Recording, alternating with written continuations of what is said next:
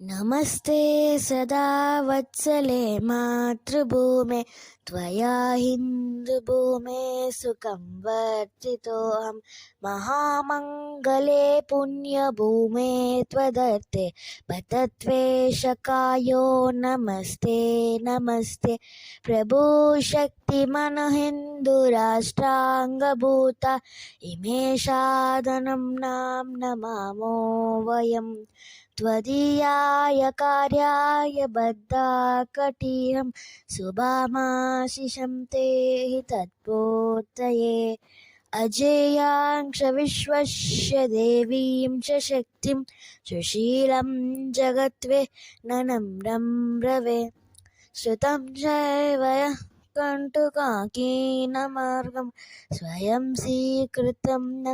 सुगं कारये समुत्कर्षनिःश्रेयसश्रेयकमुहरं परं साधनं नाम वीरव्रतं स्फुरन्तः स्फुरत्वक्षयादेयनिष्ठं कृदन्तः प्रजाकर्तृतीव्रानिशम् विजयित्री जनसङ्घकाकारशक्ति विधायासु धर्मस्य संरक्षणम् परं वैभवन्नेतुमेतत् स्वराष्ट्रं समत्ता भवत्था शिशा ते वृषम्। भारत माता की जय।